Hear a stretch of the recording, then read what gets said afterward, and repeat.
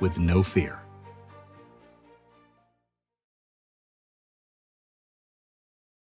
We are here with another episode. We're going to talk about controversy going on with Mr. Katt Williams himself, Joe Budden podcast crew. They discuss it. We're going to see what they have to say. Let's just jump right into it, right? We got the legendary Joe Budden podcast now. They're going to react to the Katt Williams drama or saga, right? And I just want to take a little bit of time to give my thoughts on the Katt Williams thing and their reaction to it. Claims. God dang. Because why you can't just be bald? Like I be saying the flip. Because he didn't want to. He found it out. We don't want to be bald either. That's cool, but now you start dressing like somebody. You start kind of talking like somebody. You the principal. All right. So I gotta skip a lot of the filler, right? If we're gonna look at these entertainers from a business perspective, right? They're all individual entities. That's how big they are. They're all individual brands and entities. Joe Budden is a business himself. Queen's Flip,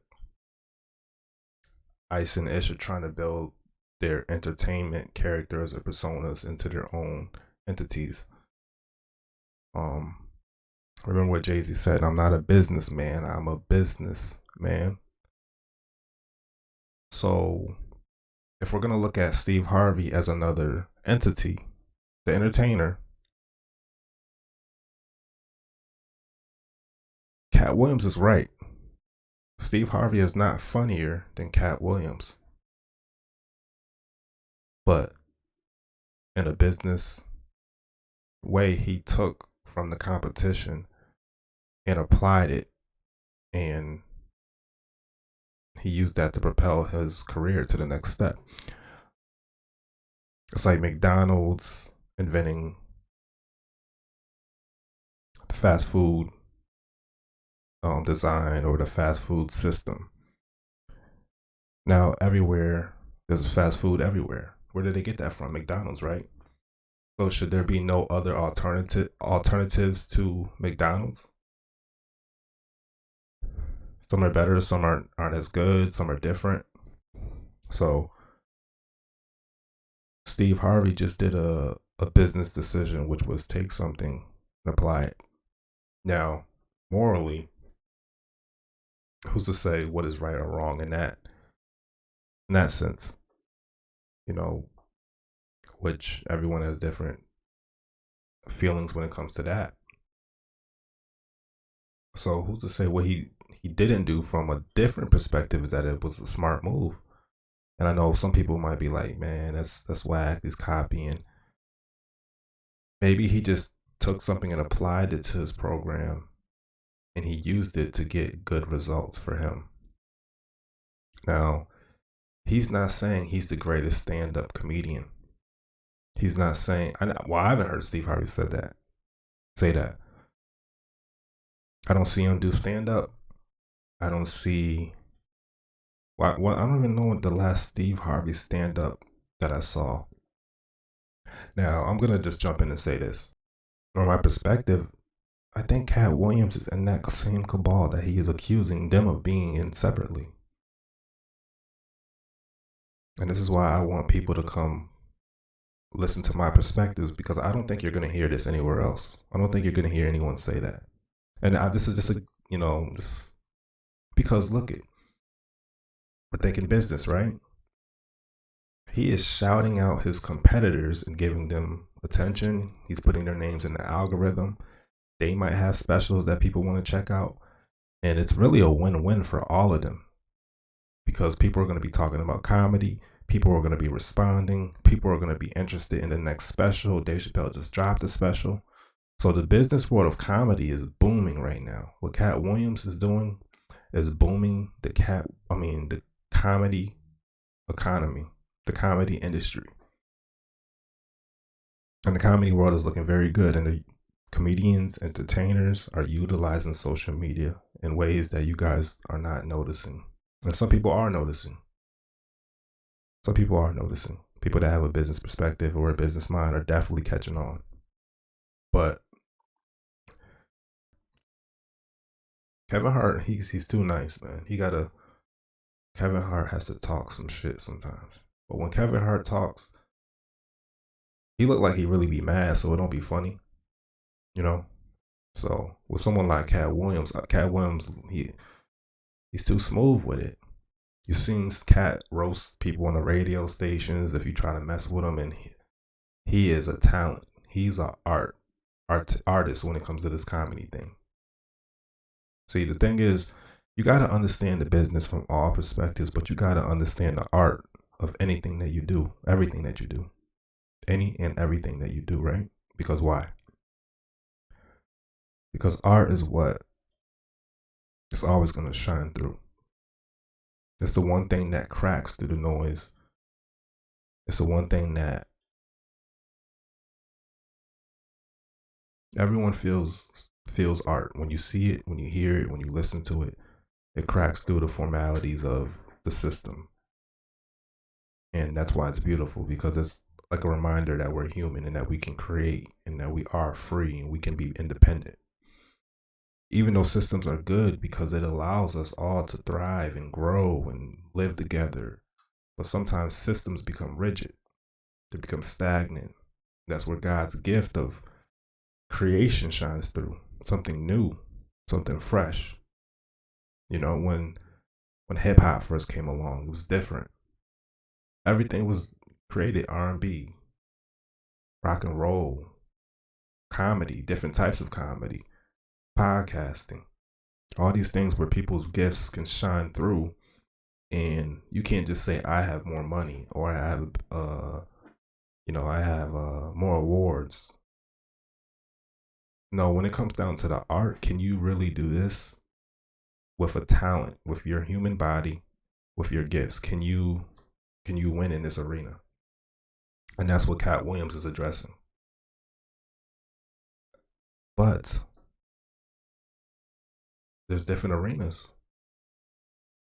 That business arena exists, and it's like people don't even understand it, or if that's what I'm saying. Did Steve Harvey? I hear Steve Harvey talking about business.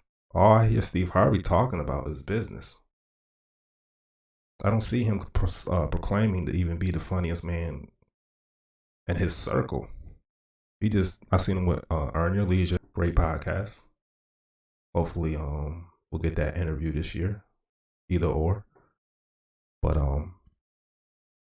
he was talking business, so I think Katt Williams he knows how to create a story. The masses they love stories. Everything about what is introduced to us is through stories. It is. Everything that is introduced to the masses is through stories and hearsay. And it gets our minds wandering. We're questioning. We're trying to figure it out. And that's why stories and narratives are so good or so important for entertainers. You know, these marketing teams that are behind these entertainers, when they're in these boardrooms, they're saying, what's this person's story? How can we sell their story to the public so they can grab onto them? That's why every time Kanye comes back out with new music, there's a story. There's a new storyline. There's something.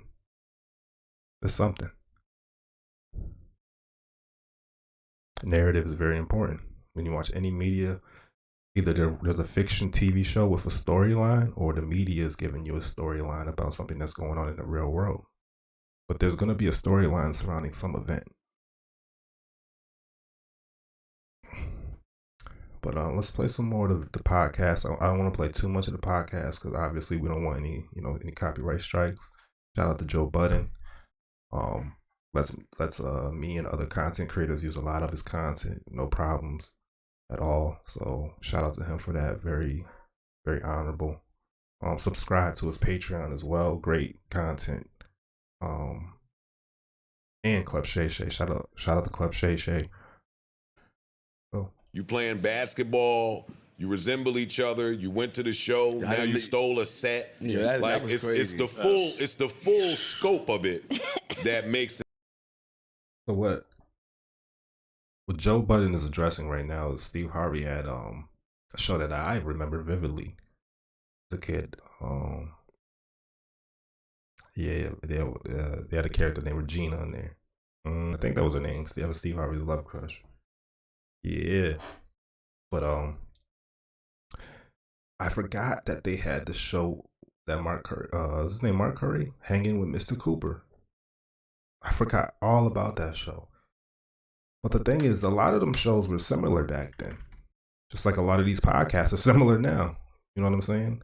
Look at the new Fresh and Fit, right? I mean, Fresh and Fit. They're literally, I don't even know the name of that new podcast, but they're copying Fresh and Fit. And where did they get Fresh and Fit come from? Did they copy Kevin Samuels? Then you want to get into Angry Man. There's so many. Who was the original? So for narrative for narrative reasons, personally, they are creating a narrative that Steve Harvey had a similar show to this person, which maybe he did, but that's just business. Both of us can be podcasters. We're both sitting on couches. We both have 3 members. Okay, here's a good example. The Joe Budden podcast, right? Is the Joe Budden podcast copying the 5150 show? The new version of it? Because the old Joe Budden structure had 3 people. Now he has 6? I'm not sure how many 5150 has, but they have multiple guys, and then they got the one lady who used to be a video vixen, right? And you can tell how they monetize, even though you don't know the complete, ins and outs of someone's business. I'm not going to claim I know everything about anybody's business, or even half of it, but I'm going to tell you the things that we can clearly see that they're monetizing from. And if anyone's looking to create any type of business or content, it's going to be good for you. So then you can apply that to you and what the things that you do. You want to take from the things around you and apply it to what you got going on. So content is important because it's like food. If you're eating the good, right food, you're going to feel good. You're going to perform good. You're going to live a healthy life. If you're listening to the right content, you're going to have a wealth of knowledge and information that you can apply to things in your life, and you're just going to see that compound effect. It's just going to be an inevitable situation or state of progress, so to speak. But yeah, we're going to get into these podcasts and the business of it, the numbers, what I've seen, what I'm noticing. And there's one podcast, actually 2 now. Actually, no, all of them are really killing it. The big Club Shay Shay, that was 10 million in come on. This is a formula. They're figuring it out. They're figuring it out. And not only that, excuse me. I hope they really do own their podcast. Like, I hope Shannon Sharp really does own Club Shay Shay. I know I'm going somewhere else with this, but we just found out that Diddy didn't really own Ciroc, which is like, what? What do you mean you don't really own Ciroc? You really was going around telling the world you owned it and you didn't? No, royalties, there's got to be more to it. It's got to be. That doesn't make any sense. But when I see these new shows like Club Shay Shay, I hope you own 100% of that, man, or a large majority of that. Which I'm pretty sure he does. And also going to the Skips, this split. Wow. Talk about killing it. Even though I think Skip is okay, it's not like his shop is closed and, but it's not this. Excuse me, it is not this. Then I'm seeing a lot of chocolate on the Club Shay Shay. People put their heads down, they work, and then the magic happens. But don't sell out. Keep your product. And put your stuff on, don't put it on Netflix, put it on Dame Dash's platform. All these shows, you got a platform to go to, or you got platforms to go to. You know, there's multiple shows on Netflix. You could do a deal with all the streaming platforms. But the magic happens when we rock with each other. And that's clear as day. We don't got to get along. Y'all don't have to kiss each other's butt. But when you do good business and you provide good content and create, that's when the magic happens. And you don't got to be loud about it. Just put our heads down and do the work. They ain't even going to be able to see it coming. It's like, oh, and now your best friend. Oh, and speaking of Skip, that Cameron and Mace show, we're going to get into the numbers of that and what I see and what I'm noticing. Listen, if they said that Nori and Joe Budden was laughing at Cameron and Mace, if they were really laughing at Cameron and Mace, wow. We're going to see who gets the last laugh, because unless they do something or say something wild, which is a possibility, because that's my one gripe. I don't mind the cussing, but I want them to clean it up a little bit. That doesn't mean be fake, but be more cognizant of just saying anything. You know, don't be too unnecessarily raunchy. Like, keep it the fun sports show. The amount of deals they're gonna get. It's sports. Sports is a Monday through Friday. It's really a Sunday through Saturday thing. There's always something to talk about. And the way they're doing it, that's gonna be another video.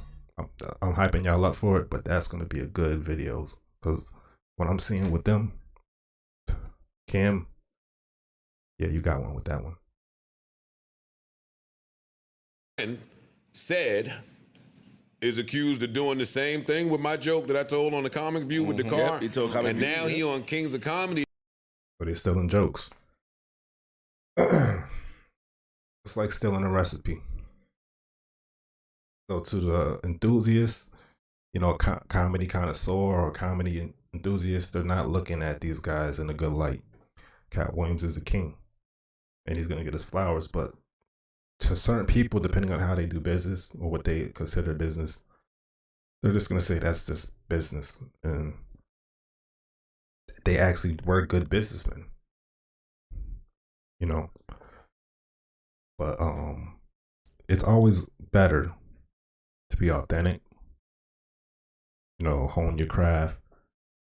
And based on what they brought to the world of comedy, it's not like they just Milli Vanilli'd it and they really was just, you know, because Steve Harvey still had a funny show. Steve Harvey still is relatively funny. He's just not Bernie Mac. He's not Katt Williams. He's not Dave Chappelle. But I think he's in the lane of D.L. Hughley, personally. I don't think they're that far apart. And Cedric, you know, they kind of in the same ballpark to me. Cedric had a good show, good characters, good movies. He was funny. He can act. You know, part of being a comedian has to translate into acting, and clearly he's a good actor.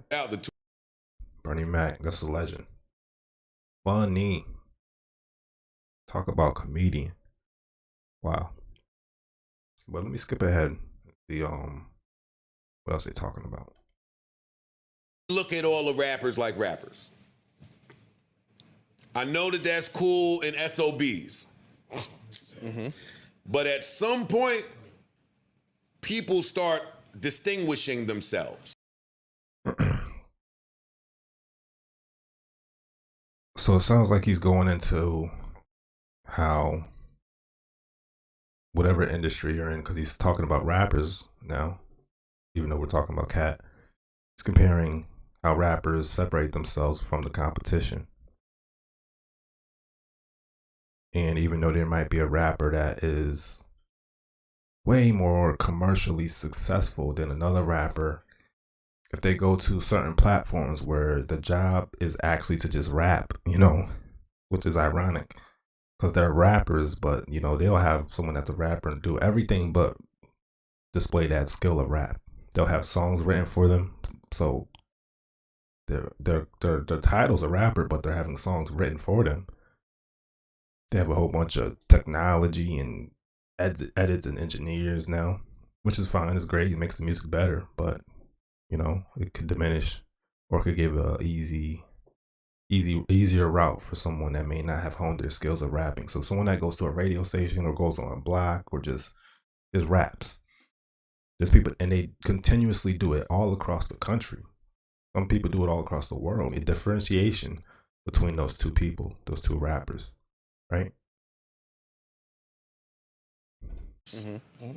I think that's a Katt Williams mistake, that he still views everyone as a comedian. As a only a comedian. I don't think they think they're just stand-up comedians. I think they think they're entertainers and businessmen. You know, they're doing business. They're not going to turn down deals and opportunity because they didn't take the craft the way you took the craft or the way you look into the craft.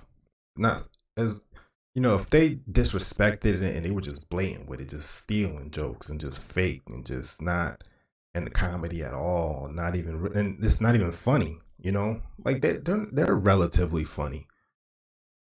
I know people say Kevin Hart isn't funny. His first 2 stand-ups were really great. Then the rest you could see that he was on a different type of time. He wasn't really into the craft personally, I thought, in my opinion. You could tell he was adjusted to a new goal, which is I'm here to take over Hollywood and be a big brand. I want movies, I want whatever. So your mindset, your energy is going to that. But he also has the biggest stand-ups in terms of what numbers and what size. That was also his goal because he knows how people view the stand-up world. So he expanded it and made it bigger. He made it larger. So I think Kevin Hart, yeah, he's looking good personally if you want to look at the stats from a business perspective and his actual staying true to the essence of comedy. You got he kept putting out the stand-ups. He kept doing the thing that made him him. Which makes all comedians, them. And we all know what it is, getting up on that stage with a mic and doing a stand-up special, whether it's in a small club, it's on a video on Netflix. That's the heart of comedy. And he kept doing it and he made it bigger and bigger and bigger and was successful at it. Sold tickets. So Katt Williams has to respect that. For someone that respects being special and being good at things, why would they buy those tickets? Why wouldn't you acknowledge the